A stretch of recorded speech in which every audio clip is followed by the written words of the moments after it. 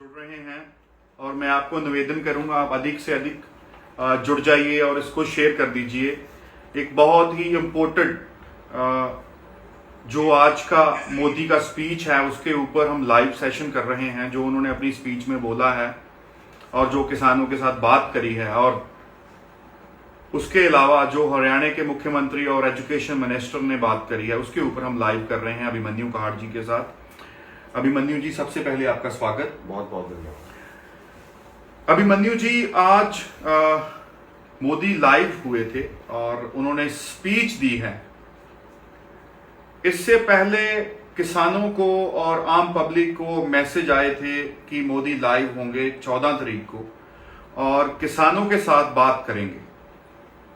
आपने भी सुना होगा जो आप आज उन्होंने अपनी स्पीच में बोला है, उसको आप कैसे देखते हैं और क्या कहना चाहते हैं इस मसले के ऊपर आप? देखिए, इसमें सबसे महत्वपूर्ण बात यह है बलजीत भाई कि किसानों को मैसेज भेजे गए 2-3 दिन पहले सरकार के द्वारा कि 14 तारीख को प्रधानमंत्री मोदी किसानों के साथ बात करेंगे जी। तो जो अपने मोर्चे पे भी काफी किसान बैठे और जो गांव में भी जो हमारे किसान हैं, जो भोले भाले किसान हैं, उनके फोन आए कि भाई ऐसा ऐसा मैसेज आया है, तो क्या प्रधानमंत्री मोदी 14 तारीख को बात करेंगे जी। तो हमने उनको पहले ही बता दिया था कि ये कि कोई नॉर्मल एक प्रायोजित कार्यक्रम होगा, उसमें कुछ ज्यादा होने जाने वाला है नहीं, और आज वो हमारी बात सही साबित हो गई। सबसे महत्वपूर्ण बात यह है कि प्रधानमंत्री मोदी ने आज कुछ जो प्रायोजित जो किसान होते हैं, जो इस तरीके से जो किसान इस तरीके से लाइव जोड़े गए उनके साथ कि जो प्रधानमंत्री मोदी की नीतियों की लगातार तारीफ ही तारीफ करते जा रहे थे। शायद उन भोले वाले किसानों को यह भी नहीं पता होगा कि इनकी नीतियों के क्या फायदे हैं, क्या नुकसान है, लेकिन उनको एक तरीके से वहां बैठाया गया और प्रधानमंत्री मोदी की तारीफ कराई गई, प्रधानमंत्री मोदी के लिए ताली बजवाई गई। यानी अपने ही लोगों को इन्होंने बैठाया, अपने ही लोगों से खुद की तारीफ करा ली और अपने ही लोगों से ताली बजवा ली। महत्वपूर्ण बात यह है कि पिछले 6 महीनों से लाखों किसान दिल्ली के बॉर्डरों पर बैठे हैं। प्रधानमंत्री मोदी को वो किसान नहीं दिख रहे हैं। प्रधानमंत्री मोदी को ये नहीं लग रहा कि भाई इन किसानों से बात करनी चाहिए, इनकी समस्याओं का समाधान करना चाहिए, ये उनके दिमाग में नहीं आ रहा है। लेकिन अपने एक तरीके से देश को गुमराह करने के लिए, ये दिखाने के लिए कि भाई मोदी किसानों से बात कर रहे हैं, तो पूरे देश को गुमराह करने के लिए, बहकाने के लिए इस तरीके के कार्यक्रम आयोजित किए जाते हैं सरकार द्वारा, जहां पे सरकार के ही सरकारी और दरबारी आदमी बैठे होते हैं और वो एक प्लान्ड वे में वो सवाल पूछते हैं। वो सवाल पहले से ही तय सवाल होते हैं और उनको ये बताया जाता है कि भाई आपको कुल मिला के जमा घटा करके प्रधानमंत्री मोदी की तारीफ करनी है। तो आज उन प्रायोजित किसानों ने इस तरीके का काम किया, उसके अलावा और कुछ नहीं था उसमें। इसी के ऊपर ही मैं आपको और पूछना चाहता हूं कि मैंने भी सुना है, जैसे वो जिन किसानों के साथ वर्चुअल बात कर रहे थे मीटिंग के जरिए, वो उनको ऐसे लग रहा था कि जैसे प्री प्लान्ड उनको पहले जो सवाल हैं वो प्रश्न उनको बताए गए और वही वो पूछ रहे हैं और बहुत खुश हैं। और उसके ऊपर क्या आप कहना चाहते हैं कि ये क्या ड्रामा है?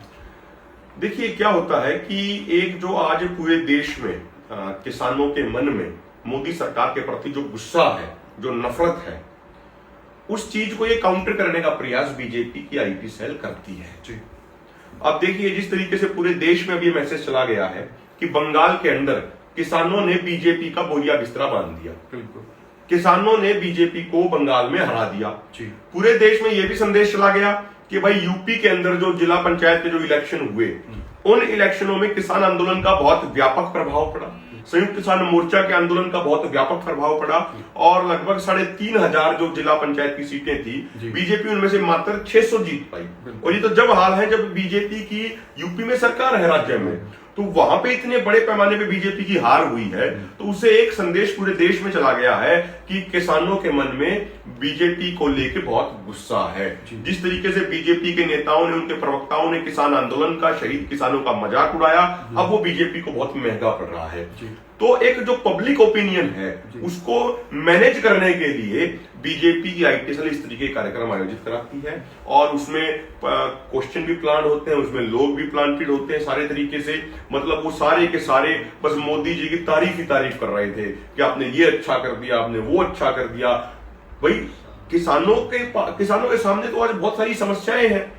आज जो किसान मोदी जी से बात कर रहे थे, उनमें से किसी भी किसान ने किसी समस्या की बात ही नहीं की। वो तो बता रहे थे जी ये अच्छा कर दिया, वो अच्छा कर दिया, ऐसी ऐसी योजनाओं की नाम लिए जा रहे थे जो योजना किसी ने सुनी ही नहीं थी। इसी के ऊपर मैं ये पूछना चाहता हूं कि ये एक मात्र स्टंट है, और ऐसे नहीं लगता कि जो दिल्ली के बॉर्डरों के ऊपर किसान धरने के ऊपर बैठे हुए हैं, एजिटेशन कर रहे हैं पिछले 6 महीने से, ये उनके साथ खिलवाड़ कर रहे हैं कि उनकी खिल्ली उड़ा रहे हैं? बिल्कुल, आपने ये बिल्कुल सही बात कही इसमें कि मतलब भाई जहां पे प्रधानमंत्री का आवास है वहां से 40-50 किलोमीटर की दूरी पे लाखों किसान बैठे हैं। जी। आज तक प्रधानमंत्री मोदी के मन में ये नहीं आया कि भाई इन किसानों की सुन जी। ले। ये किसान भी हमारे देश के हैं। ये किसान वो हैं जिसे अन्नदाता कहा जाता है, जी। जो अपना पेट काट के पूरे देश का पेट भरने का काम करता है। तो उसके साथ बातचीत करने का विचार इनके मन में कभी नहीं आया। लेकिन जो एक असली किसान है, जो दिल्ली के बॉर्डरों पर बैठे हैं, उनकी बेइज्जती करने के लिए, उनका अपमान करने के लिए प्रधानमंत्री मोदी द्वारा इस तरह की वर्चुअल मीटिंग की जाती है। वो प्रधानमंत्री मोदी ये दिखाना चाहते हैं कि भाई असली किसानों से तो प्रधानमंत्री बात कर रहे हैं। प्रधानमंत्री मोदी कितना भी प्रोपोगेंडा कर लें, वो अपने प्रोपोगेंडा में सफल नहीं हो पाएंगे।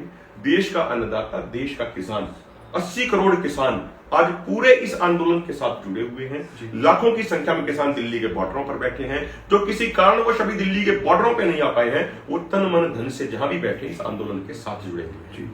बिल्कुल, आज ऐसे ही इन्होंने 2-2 हजार रुपये की एक किश्त जो किसानों के खातों में क्रेडिट करी है, और उन्होंने बताया है कि हमने आज 2-2 हजार रुपये आपके बैंक खातों में डाल दिए। उसके ऊपर आपका क्या कहना है? देखिए, एक ये असली मुद्दे से मोदी सरकार भटकाना चाहती है पूरे देश को। ये इनको सिखाया जाता है। ये जो बीजेपी वाले हैं, इनकी मुझे लगता है इनकी शायद इनको इस तरीके से सिखाया जाता है। ये कभी असली मुद्दे पे बात नहीं करेंगे, ये मुद्दे को भटका देंगे हमेशा। प्रधानमंत्री मोदी ने 2,000 रुपए की किस्त जारी कर दी, तो साल में 6,000 रुपए दिए जाते हैं। हम मोदी सरकार से, पीएम मोदी से पूछना चाहते हैं कि भाई आपने 2,000 रुपए तो चलो दे दिए, लेकिन जो फसलों का उचित एमएसपी नहीं मिलने के कारण हर एक किसान को प्रति एकड़, प्रति फसल पे 10 से 15,000 रुपए का नुकसान हो रहा है। उसकी भरपाई कौन करेगा? बिल्कुल। 1 एकड़ पे किसान को एक साल में यदि वो 2 फसल भी पैदा करता है तो उसको 20 से 25,000 रुपए का नुकसान हो रहा है प्रति एकड़। यदि किसी किसान के पास 5 एकड़ जमीन है तो उसको एमएसपी न मिलने के कारण 1 लाख रुपए का नुकसान हो रहा है। तो 1 लाख रुपए के नुकसान की तो कोई बात नहीं कर रहा। वो 1 लाख रुपए का नुकसान कैसे खत्म किया जाए, उस पर कोई प्रधानमंत्री बात नहीं करते हैं। लेकिन 2,000 रुपए का झुंझुना पकड़ा के किसानों को बहकाने और भटकाने का प्रयास किया जाता है। मैं इसमें छोटी सी बात और जोड़ दूं, एक ये ओईसीडी और आईसीआरईआर, ये बहुत बड़े संगठन है। ओईसीडी तो 36 देशों का संगठन है, आईसीआरईआर अपने यहीं का एक रिसर्च संगठन है। उन्होंने अपनी रिपोर्ट में ये कहा कि यदि पिछले 17 सालों में किसानों को सिर्फ वो एमएसपी दिया जाता जिसका वादा लगातार सरकारों ने किया, हम स्वामीनाथन के C2 प्लस 50% के अनुसार एमएसपी की बात को छोड़ दे, वो तो फिर बहुत ज्यादा हो जाएगा। जिस एमएसपी का वादा लगातार सरकारों ने किया था, जो एमएसपी हर साल CACP, commission on agriculture cost and price ने घोषित किया था, यदि वही एमएसपी सिर्फ किसानों को मिल जाता तो पिछले 17 सालों में किसानों को 45 लाख करोड़ रुपए ज्यादा मिलने चाहिए थे, जो उन्हें दुगनी से ज्यादा हो जाती, कई गुना हो जाती। और आज भारत में किसानों के ऊपर संपूर्ण कर्जा कितना है? मात्र 10 से 12 लाख करोड़ का। और जो हमारा सरकारों के ऊपर बकाया है, जो सरकारों ने वादा खिलाफी की, वो है 45 लाख करोड़ रुपया। तो हमारे 45 लाख करोड़ रुपए तो कभी ऊपर तो कभी कोई बातचीत नहीं होती। लेकिन जो फसल खराब होने के कारण, सरकार की गलत नीतियों के कारण जो एक किसान कर्ज नहीं चुका पाता, उसके ऊपर ढिंडोरा पीटा जाता है, किसानों के पोस्टर बाहर लगाए जाते हैं, किसानों को बदनाम किया जाता है, किसानों को अपमानित किया जाता है। तो हम तो प्रधानमंत्री से ये कहना चाहते हैं कि भाई हमें कोई 2,000 रुपए की कोई भीख नहीं चाहिए। देश का किसान स्वाभिमानी है, ये किसान कौम स्वाभिमानी कौम है, ये ईमानदार कौम है। हमें तो आप हमें एमएसपी दे दो, हमारी फसलों का जो उचित एमएसपी मिलता है, उस एमएसपी पे खरीद की गारंटी का कानून बना दो। ये आप अपने 2,000 रुपए अपने पास रखो। देश के किसानों को 2,000 रुपए की भीख नहीं, देश के किसानों को उचित एमएसपी चाहिए। अभिमन्यु जी, मैं ये भी चाहता हूं कि ये भी बताइए कि 2,000 रुपए के साथ एक आम किसान और उसका परिवार कितनी देर गुजारा कर सकता है, ये बताइए। इसमें वो कितने, एक परिवार के एक सदस्य के हिस्से कितने पैसे आते हैं और उसमें क्या आएगा? देखो, 6,000 रुपए मतलब साल में दिए जाते हैं जी, ठीक है जी। तो हमारे पास लगभग साल में 365 दिन हो गए। बिल्कुल। अब आप उस 6,000 रुपए को डिवाइड कर लो प्रतिदिन के हिसाब से, उसमें आए 20-20 रुपए के, 20 से भी कम रुपए आए, 15 रुपए के आसपास आए एक साल में। एक दिन में एक परिवार के 15 रुपए आए उसमें, ठीक है। अब एक परिवार के अंदर लगभग 5 सदस्य भी होते हैं। बिल्कुल होते हैं। तो एक परिवार में एक व्यक्ति के पास डेली का 3 रुपया आया जी। अब आप मुझे ये बताइए 3 रुपए में एक आदमी क्या कर सकता है? 3 रुपए में तो उसको ना खाना मिलेगा, चाय भी नहीं मिलेगी उसको, पानी की बोतल भी नहीं मिलेगी उसको, ना पानी ना चाय, कुछ नहीं मिलेगा उसको। ठीक है, अब आप इसको अगर महीनों के अनुसार देखें तो प्रति महीना प्रति परिवार 500 रुपया हो गया। क्या आज 500 रुपए में कोई माँ बाप अपने बच्चे को स्कूल में पढ़ा सकता है क्या? उसकी किताब नहीं आएगी 500 रुपए में, क्या उसको खाना नहीं खिला सकता 500 रुपए? 500 रुपए में 2 वक्त की रोटी नहीं खिला सकता, रोटी नहीं खिला सकता। वो ठीक ठाक जगह रोटी खाएगा, एक नॉर्मल रेस्टोरेंट में भी रोटी खाएगा तो वो रोटी नहीं खिला सकता है वो। और इस सरकार के समय में महंगाई बहुत बढ़ गई। और मैं ये भी एक कहना चाहता हूँ, अभी आप ये भी देखिए फर्टिलाइजर के रेट कितने बढ़ा दिए, कट्टा 1900 रुपए का हो गया है। बिल्कुल।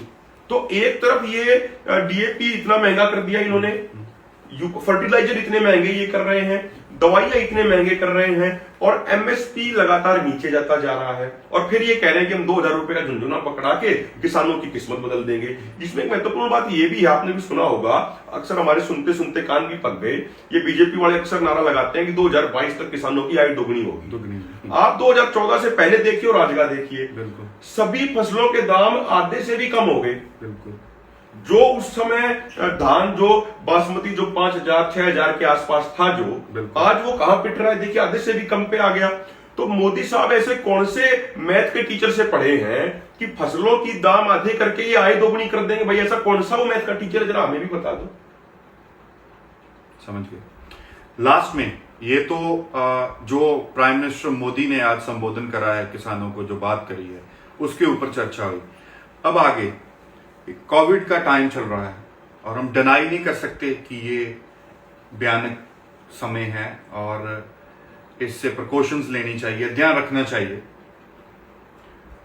जो हरियाणा के सीएम मनोहर लाल खट्टर और जो इनके शिक्षा मंत्री हैं, उन्होंने एक बहुत घिनौना बयान दिया है, आरोप लगाया है किसानों के ऊपर कि हरियाणा में गांव के जो जितने भी गांव के अंदर जितनी लोगों की जान जा रही है, ये किसान आंदोलन की वजह से जा रही है। और किसानों के ऊपर ये आरोप लगा दिया कि ये कोविड को फैला रहे हैं। इसके ऊपर आप उनको क्या कहना चाहते हैं? देखो, इसमें सबसे मेन बात ये है कि परमात्मा का आशीर्वाद है कि बड़ी उनकी तारीफ भी करता हूं सभी की कि उन्होंने टाइमली प्रिकॉशन सभी धरनों पे लिए, और परमात्मा का आशीर्वाद भी है हमारे यहाँ पे सच कोरोना का कोई भी केस आज तक सामने नहीं आया है। और परमात्मा का आशीर्वाद रहेगा तो आगे भी कोई केस सामने नहीं आएगा। और किसानों की इम्यूनिटी वैसे भी स्ट्रांग होती है, और मोर्चा ने बहुत सारे प्रबंध किए हैं। काढ़े का हर लंगर में हमारे काढ़ा चल रहा है, और सैनिटाइजेशन भी होता है रेगुलरली, सारी चीजें यहाँ पे की जाती है। तो हमारे यहाँ पे पूरे तरीके से सेफ है। अब इसमें महत्वपूर्ण बात यह है जो हरियाणा के मुख्यमंत्री मनोहर लाल खट्टर ने बोला और शिक्षा मंत्री ने बोला। सबसे पहली बात तो यह है कि मनोहर लाल खट्टर आज कहने के लिए तो हरियाणा के मुख्यमंत्री हैं, लेकिन आज उनकी इतनी ताकत नहीं है कि वो हरियाणा में कहीं अपना हेलीकॉप्टर भी उतार के दिखा दें। किसानों में इतना गुस्सा है। हम उनसे सिर्फ 3 बातें पूछना चाहते हैं, छोटी छोटी बातें। जब ये बीमारी की एक शुरुआत हुई थी पिछले साल, तो कहां से हुई थी? जब 23 फरवरी को नमस्ते ट्रंप का कार्यक्रम आयोजित किया गया गुजरात के अंदर, और भारत के हर कोने कोने से वहां पे लोगों को बीजेपी ने बुलाया और ट्रंप का मान सम्मान कराने के लिए। उसके बाद ही भारत में ये कोरोना के केसेस आने शुरू हुए थे। उससे पहले भारत में कोई कोरोना केसेस नहीं था। आप बेशक उठा के देख लीजिए। बिल्कुल ठीक। तो यदि जो ये बीमारी है, भाई इसमें तो क्या है क्या नहीं, तो डॉक्टर ही बता पाएंगे, हम तो उस पर टिप्पणी नहीं करेंगे। तो इसको लेके कौन आया? सबसे पहली बात तो ये, इसको लेके तो प्रधानमंत्री मोदी का वो कार्यक्रम लेके आया जो नमस्ते ट्रंप इन्होंने कार्यक्रम करवाया। दूसरी बात, हम इनसे ये पूछना चाहते हैं कि भाई अब टेलीविजन पे देखते हैं, अखबारों में पढ़ते हैं कि महाराष्ट्र में भी, उड़ीसा में भी, जगह जगह पे सारी जगह कोरोना के केस बता रहे हैं। तो वहां पे तो एक तरीके से वहां लोग तो यहां से नहीं गए ना। बिल्कुल। जो महाराष्ट्र के किसान जो यहाँ आए थे पहले बड़ी संख्या में, वो अलग अलग बॉर्डरों पे हो, काफी पहले वो जा भी चुके हैं, उनकी दूरी बहुत ज्यादा थी, ट्रांसपोर्टेशन की भी समस्या आ रही थी। तो जो महाराष्ट्र में कोरोना के केस जो आ रहे हैं, बीमारी के जो केस आ रहे हैं, वो तो किसान लेके नहीं गए ना। बिल्कुल। तो वो केस कहां से आ गए? महाराष्ट्र में कहां से आएंगे, केरल में कहां से आ गए, गुजरात में कहां से आ गए? उसका जवाब देना सरकार। तो सरकार अपना फेलियर छुपाने के लिए हकीकत तो ये है कि हरियाणा सरकार की बात कर ले या केंद्र सरकार की बात कर ले, ये लोगों को ऑक्सीजन नहीं दे पा रहे हैं, ये लोगों को जरूरी सुविधाएं नहीं दे पा रहे हैं। एक साल पहले जो पीएम केयर फंड बनाया गया था, जिसमें छोटे छोटे बच्चों ने अपनी गुल्लक तोड़ के पैसे दिए थे, बड़े बुजुर्गों ने अपनी पेंशन में से, अपनी खून पसीने की कमाई में से जो पैसे दिए थे, वो पैसे कहां चले गए, उसका कोई हिसाब किताब नहीं है। आरटीआई के जरिए उसका जवाब नहीं दिया, लोगों को ऑक्सीजन नहीं मिल रही। अभी मैं कहीं पढ़ रहा था, एक ट्वीट पढ़ रहा था कि जो उस पीएम केयर फंड के तहत जो वेंटिलेटर मंगवाए गए पंजाब में, वो वेंटिलेटर ऐसे ही पड़े हैं, वो किसी काम के नहीं, वो काम नहीं कर पा रहे हैं वो। तो सवाल ये है कि ये असली सवालों से भागते हैं, ये दूसरे पे आरोप लगा देते हैं बीजेपी वाले, डिस्ट्रैक्ट। और दूसरी बात, इसमें एक और बात है, बंगाल में जहां पे कुर्सी पाने का और कुर्सी बचाने का खेल चल रहा था, बिल्कुल वहां पे प्रधानमंत्री मोदी, मैंने कहीं सुना एक रैली में वो कह रहे थे कि इतनी बड़ी रैली उन्होंने कभी नहीं देखी, ठीक है। उसके 2 घंटे बाद आके वो दिल्ली में आके प्रधानमंत्री मोदी कहते हैं कि 2 गज की दूरी और मास्क है जरूरी, और 2 घंटे पहले ये कह रहे थे कि इतनी बड़ी जन सैलाब, इतनी बड़ी रैली उन्होंने कभी नहीं देखी। तो जो ये दोहरा चरित्र, जो दोहरे मापदंड की जो ये बातें हैं, ये बातें ठीक नहीं है। जब बंगाल में कुर्सी बचाने और कुर्सी पाने का जो खेल चल रहा था, राजनीतिक वो खेल चल रहा था, वहां राजनीति चल रही थी, तो वहां तो इनको कोरोना की याद नहीं आई। कहीं और जगह जो केसेस हो गए, वहां तो इनको कोई चीज, किसी रूल की, किसी नियम की याद नहीं आई। अब ये क्या कर रहे हैं, ये किसानों को बदनाम करने के लिए ये बीजेपी की साजिश है और कुछ नहीं है। लेकिन हम ये कहना चाहते हैं मनोहर लाल खट्टर को और जो कंवरपाल गुर्जर शिक्षा मंत्री हैं कि आपने बहुत हथकंडे अपनाए, पहले भी हथकंडे अपनाए। ये हरियाणा की ऐसी, ये हमारा दुर्भाग्य है हरियाणा का होने के नाते, मुझे बड़ा दुख भी होता है कि जब 26 नवंबर को हमारे किसान आ रहे थे तो इन्होंने सड़कें खुदवा दी थी, लाठीचार्ज करवाया था, आंसू गैस के गोले छोड़े थे, लेकिन उसके बावजूद किसान आगे बढ़े थे। इन्होंने फिर हमें खालिस्तानी बताया, फिर हमें आतंकवादी बताया, फिर हमारे ऊपर फॉरेन फंडिंग के आरोप लगाए, पता नहीं क्या क्या आरोप लगाए, लेकिन वो सारे आरोप झूठे साबित हुए। किसान कौम ईमानदार कौम है और ये झूठे आरोपों का हमारे ऊपर कोई असर नहीं पड़ने वाला है।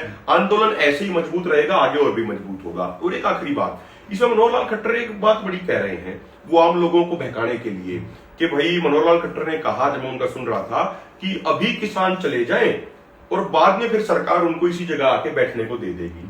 हम मनोहर लाल खट्टर को ये कहना चाहते हैं कि मनोहर लाल खट्टर जी, आपकी परमिशन से नहीं बैठे हैं, आपने तो पूरा दम लगा दिया था कि हम यहाँ पे ना पहुंच पाए, आपने तो पूरा जोर लगा दिया था, पूरा प्रशासन आपने लगा दिया था, हर तरह की आपने गलत हरकत की हमें रोकने के लिए। सरकारों का काम तो होता सड़कें बनवाना, लेकिन आपने तो सड़कें खुदवा दी थी हमें रोकने के लिए। हम जो किसान कौम जो यहाँ बैठी है, जो पंजाब हरियाणा के जो लाखों किसान यहाँ बैठे हैं, ये अपने दम के ऊपर बैठे हैं, ये अपनी मेहनत, अपने त्याग, अपने जोश और अपने जज्बे के ऊपर बैठे हैं। ये किसी राजनीतिक पार्टी के भीख के आधार पर नहीं बैठे, किसी राजनीतिक पार्टी ने इनको आने दिया। हमारे अंदर दम था, हमारे अंदर साहस था, हमारे अंदर शौर्य था, इसीलिए डंके की चोट पे यहाँ आके बैठे हैं और यहीं पे बैठे रहेंगे जब तक हमारी मांगे पूरी नहीं होंगी। सरकार तीनों काले कानून वापस ले ले, सरकार एमएसपी गारंटी कानून लागू कर दे, हमें यहाँ बैठने का कोई शौक नहीं है, हम उठ के चले जाएंगे। और यदि बीजेपी वाले नेताओं को, जो कोरोना की बड़ी बड़ी बातें करते हैं, यदि इनको सच में ये लगता है कि भाई किसानों की सेहत बहुत इंपॉर्टेंट है और किसानों की इनको चिंता है, तो ये 1 मिनट के अंदर हमारी दोनों मांगे पूरी कर दे।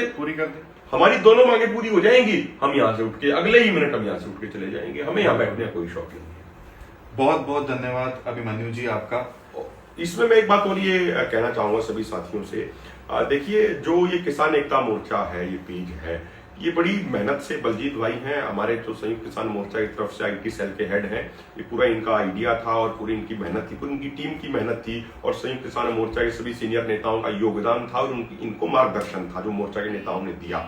तो आज ये मोर्चा की एक आईटी सेल इतनी मजबूत आईटी सेल बन गई है कि इसने बीजेपी और अन्य राजनीतिक पार्टियों की आईटी सेलों को घर में बैठा दिया है, उनको बेरोजगार बना दिया है। ये सब आप लोगों का भी इसमें बड़ा योगदान है। सरकार कई बार, देखो मैं तो टेक्निकल एक्सपर्ट नहीं हूं, लेकिन मुझे सुनने को मिलता है कि ये पेज की रीच भी डाउन कर देते हैं, सरकारों के पास ऐसी चीजें होती हैं। तो इसीलिए मेरा आपसे निवेदन है, ऐसे समय में आपकी और जिम्मेदारी बन जाती है कि आप अधिक से अधिक अपनी ड्यूटी मान के, आप जहां भी बैठे हैं, दुनिया के जिस भी कोने में बैठे हैं, यदि आपके दिल में किसान बसता है, आपके दिल में यह आंदोलन बसता है, तो इन वीडियोस को अपनी जिम्मेदारी मान के अधिक से अधिक शेयर किया कीजिए, अधिक से अधिक लाइक किया कीजिए पेज को। जो आप लाइक करते हैं, जो आप शेयर करते हैं, जो आप कमेंट करते हैं, आपको कोई सुझाव भी हो, ये पूरी आईटी सेल के लिए एक तरीके से जैसे किसी बीमार के लिए दवाई काम करती है, किसी भूखे के लिए रोटी काम करती है, इस तरीके से आपके लाइक और शेयर पूरी आईटी सेल के लिए काम करते हैं। इनका उत्साह बढ़ेगा, ये मेरा हाथ जोड़ के विनम्र निवेदन है। आपका बहुत बहुत धन्यवाद, शुक्रिया। और आप सबका भी जो आप हमारे साथ जुड़े थे, आगे भी हम लोग ऐसे ही, अगर कोई भी अपडेट आता है तो हम आपके साथ शेयर करेंगे। धन्यवाद, शुक्रिया।